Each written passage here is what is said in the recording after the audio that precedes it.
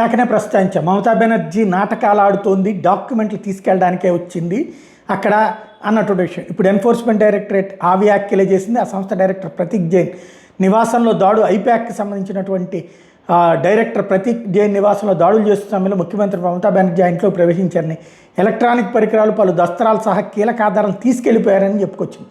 CM సహా ఆమె సహాయకులు, పోలీసులు వంటి బలవంతంగా తీసుకెళ్లారని చెప్పింది. బొగ్గు అక్రమ రవాణా ద్వారా ఆదాయం పొందిన వ్యక్తులకు సంబంధించి కోల్కతాలో ఈ సోదాలు చేపట్టినట్టు ఈడీ చెప్పింది. హవాలా మనీతో ఐపాక్కి సంబంధం ఉందని, ఇందులో వ్యక్తికి ఈ సంస్థకి మధ్య కోట్లాది రూపాయల లావాదేవీలు జరిగినట్టు గుర్తించామని చెప్పింది. భారీ సంఖ్యలో పోలీసు అధికారులతో ముఖ్యమంత్రి ఐపాక్ డైరెక్టర్ నివాసానికి వచ్చారని, అంతకుముందు వరకు సోదాలు శాంతియుతంగా అధికారికంగా జరిగాయని ఈడీ పేర్కొంది.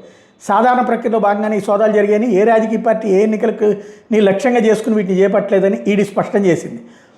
సోదాల సందర్భంగా పలు కీలక పత్రాలను చోరీ చేశారని ఆరోపిస్తూ ఎన్ఫోర్స్మెంట్ డైరెక్టర్ మీద ప్రతీక్ జైన్ తరపున ఆయన భార్య పోలీసులు కంప్లైంట్ చేసింది. ఈ అంశం మీద దర్యాప్తు చేస్తున్నామని, వాటిలో వెల్లడైన అంశాల ఆధారంగా తదుపరి చర్యలు తీసుకుంటామని షేక్స్పియర్ సార్ అని పోలీసులు చెప్పారు.